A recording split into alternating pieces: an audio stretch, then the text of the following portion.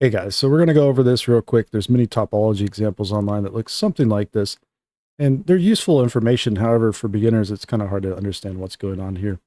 Now, in reality, what we're looking at is just a bunch of insets for the most part. And so I want to recover some of the topology fundamentals real quick, because I feel like it's just better to understand what's going on fundamentally.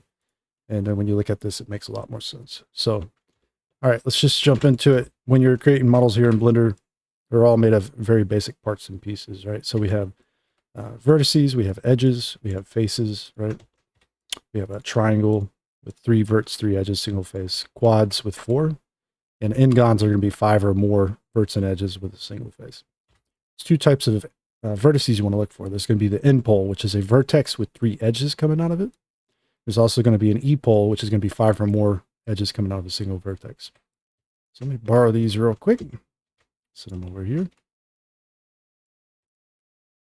We'll talk about how these break down when they subdivide. Blue's throwing me off. Hold on a sec. All right. One level is subdivision, converted to a mesh. So when a triangle subdivides, it turns into 3 quads with a pole in the middle, an n-pole, right? Whereas the n-gon will turn into an e-pole. So it's a useful exercise to just subdivide a triangle manually. It's actually quite simple. You cut to the center, and you create vertices on each edge, right? That's it. Okay. So you want to try that out for a bit. That's good. So later on, when you're creating subdivision models and you need to break up a triangle, that's one way you're going to end up doing it. Now, the n-gon, you understanding how to break n-gons into quads is useful. Not necessarily creating an e-pole always, but just cutting them in half, usually like that. A simple one, a 5-point, works out well. Okay. So let's borrow the quad here. And what we'll do is try to keep it the same level. I'm going to right click on it or select this and right click and subdivide it once and hit Shift R to repeat. So we get something like this. And when we extrude this up, press E and extrude, this is an N pole. This is an E pole. Okay. There's a loop that goes around like so. Now let's go back a second. If we were to inset like so, we're going to have an N pole and we're going to have an E pole. But check this out. There's these quads here. Okay. With an N pole. So this is the same topology as that subdivided triangle, more or less. And what we can do is alt click here, you'll see we have a loop. Okay, so insets are extrusions and extrusions are insets. It's the same exact topology.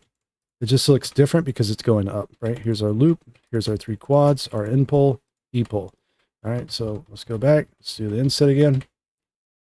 It's the same topo. All right, so if I was to move it up, scale it out, it looks the same.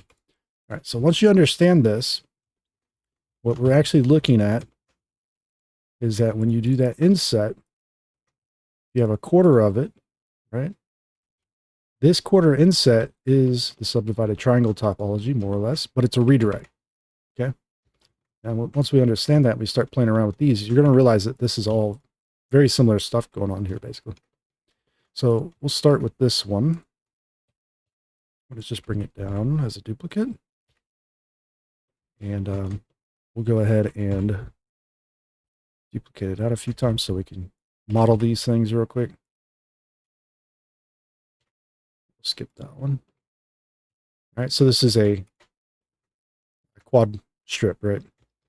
Think of it like this. Anytime you create a set of quads with parallel edges and vertices, right?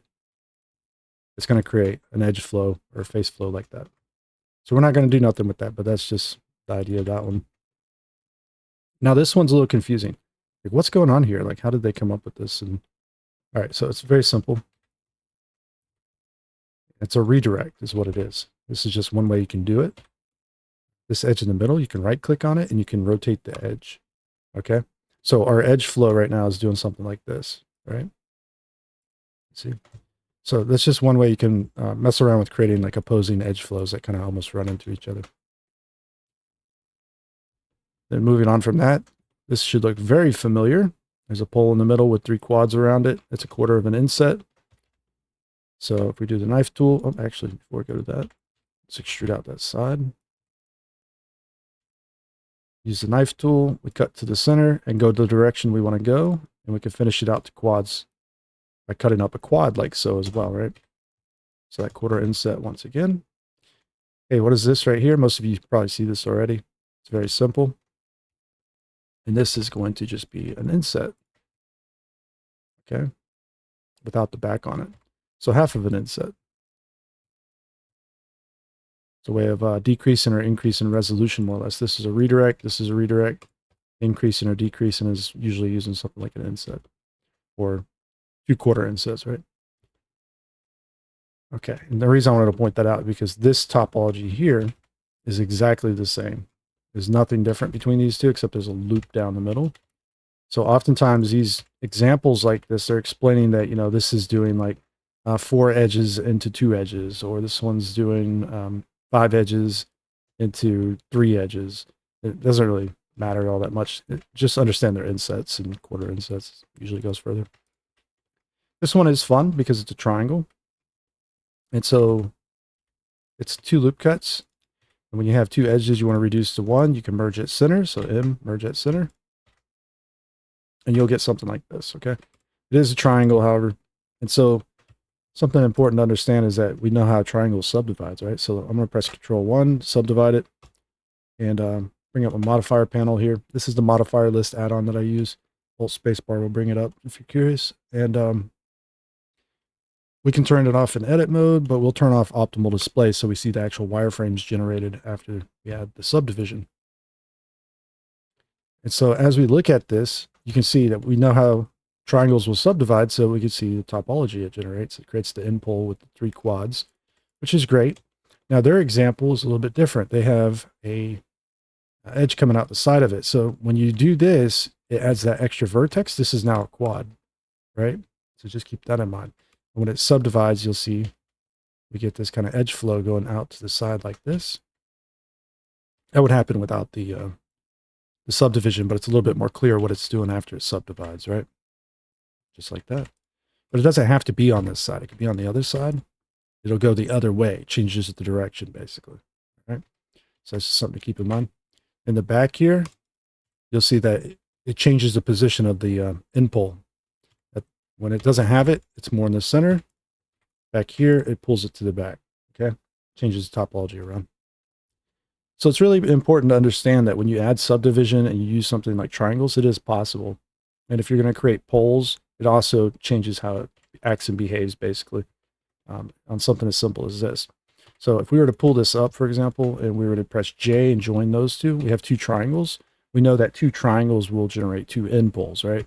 So we end up with an end pole on each side of this. It looks basically like an inset at this point. So there's all kinds of fun little tricks about topology that you can utilize when creating things and playing around with. And the best way to learn this is just to play around with your mesh and try out different kind of little setups of the topology and see what it's doing after you add a subdivision. So if you ever want to try to use a triangle or an n-gon, a simple n-gon usually, you can see what they're doing, what the optimal results off, or the optimal display is off anyways.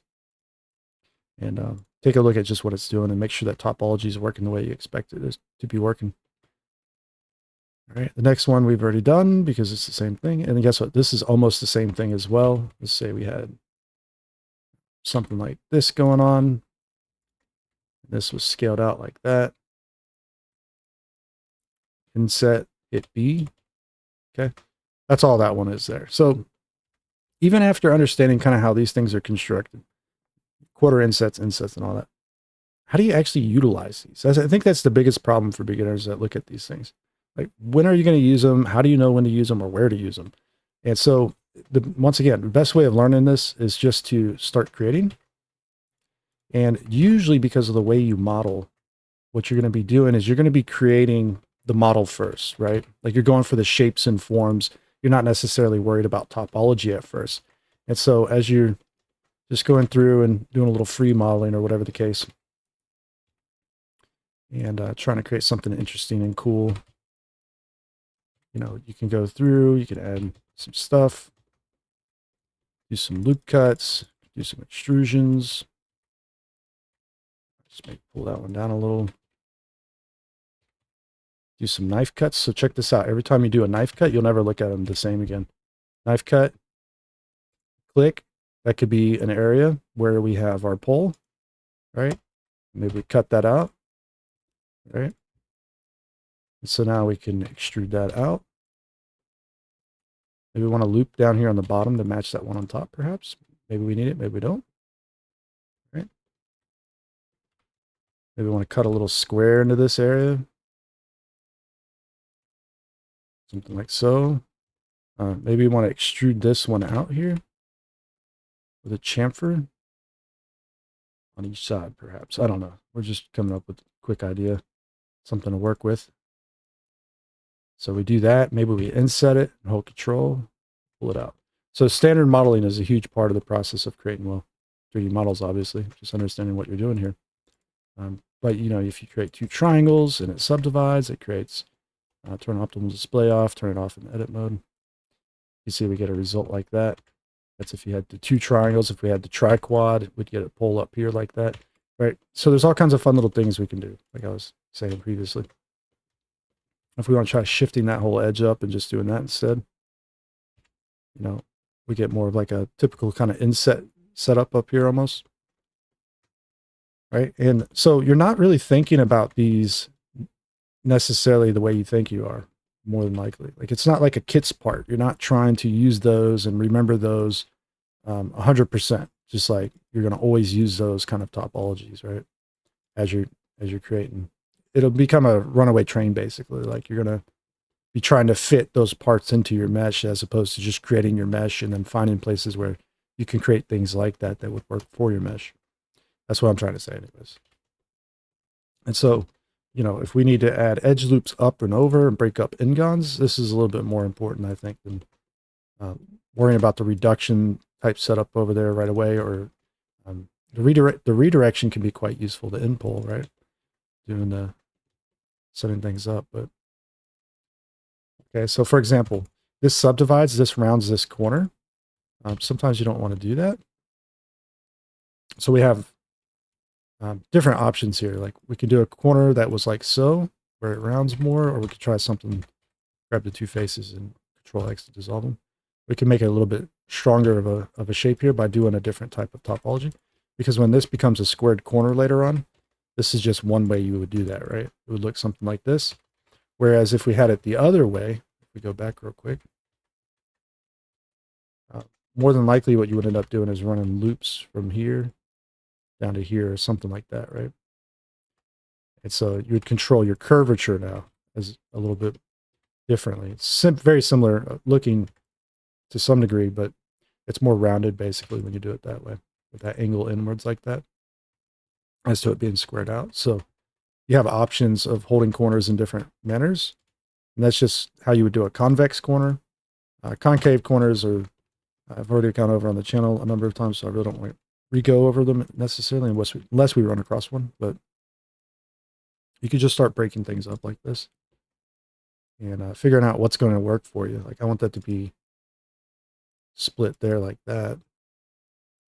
Maybe this one runs back down to there, something like that. So this is going to be a concave corner at some point. Let's do it now. Usually I like to put them out at a 45-degree angle, but that's not always the case. Sometimes you don't do that. So a lot of times they'll work that way, but that creates a rounded corner basically. Okay. So it'll look something like that. That's your sidewalks. Most of you that have watched any subdivision modeling videos, you know, you have to create sidewalks for everything. And then you have to add your additional elements to hold this area so that it bends at the rate that you want it to bend, right? And as a result, we get these n-gons left over. You're more than likely just going to have to run those out somewhere that would make sense. In our case, you see it goes up into a triangle now, right? Like if we just ran one, it could turn into a triquad perhaps, but it would shift the topology downwards. So let me just show you that real quick. Like you see how it shifts it down? And so that's why turning optimal display off can be so useful for you guys that are just getting into this subdivision stuff. Like we can shift it down if we want, but if I cut all the way across it, right? You see, it comes to a point now. It doesn't shift it down. We can also it's a triangle, so we can cut to the back of it if we want a different topology kind of set up a little bit, or we could just use the triangle. It's really up to us. I think having an extra edge in here would not be a bad thing. You can actually do 2 extra edges. Check this out. So you can also split in one direction. You can also split from that same point to the next direction, the same vertex. So you can do things like that if needed. All right. And this is where you might start finding some use for insets and things like that. So, you want to do something like sloop cut in here, and just going to try to straighten that up a bit.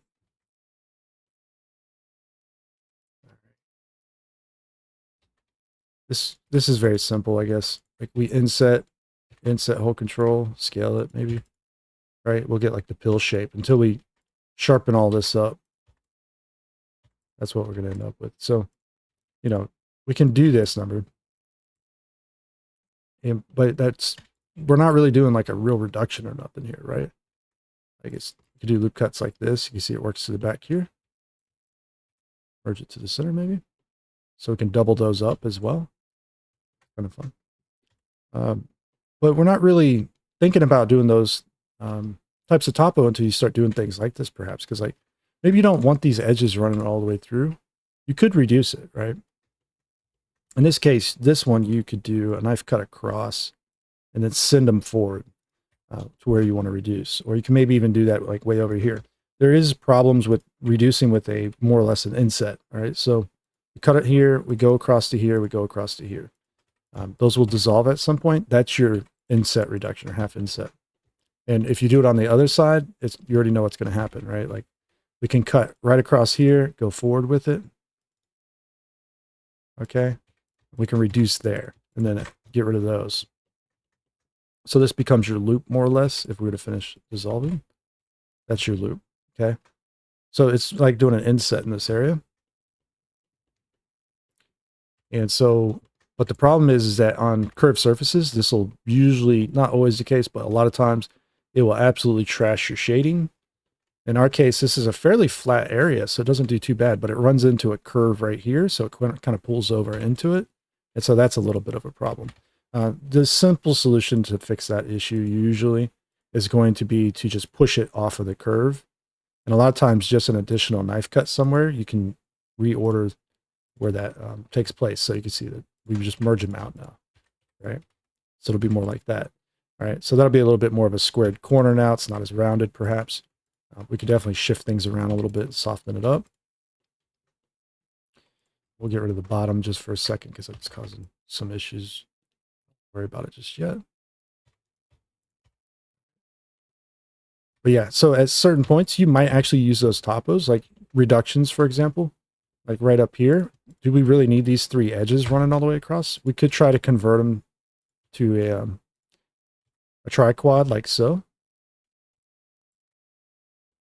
And that might work for us. It might cause shading distortions. It might cause issues. Like you can see how it swings that topology back into here now like that. Instead of creating like a perfectly straight edge up here. Once again, where these take place sometimes matters a lot. So if I was to join this back up and do some knife cuts out. Let's try that again. Keep hitting L by accident. Let's just do knife cuts out like this. Cut them to right here instead. These dissolve. That's a triquad.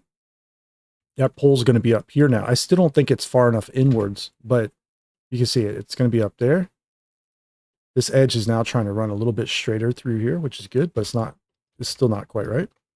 So let's push that pole even further back. You got to get it off away from the curve maybe and get it onto a flat spot. And so you can see we can just keep cutting this up like this. Keep running it out. Okay.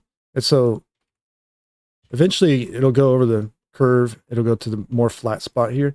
It might be usable to you then, right? It's still, these cause problems, the end poles or E poles, if they're on surfaces that are supposed to be like big surfaces that will deform, this will cause problems still though. Like we got E poles popping out of here for some reason. I don't know. Maybe we need another edge. So we got 2 E poles if you didn't see it. One on each side for each one of those N-gons that existed, but we cut them in half. We end up with one E-pole instead. And so now we'll only have the one E-pole there with the N-pole. But still, like I was saying, if your mesh is going to deform, that doesn't work out so well. So a lot of times, you know, when you're going for like perfection with deformation, you're like staying with as many quads as possible is usually your better bet. But you just don't want to make your meshes too dense. That's where you can start introducing maybe the idea of creases and using maybe shader tricks or something.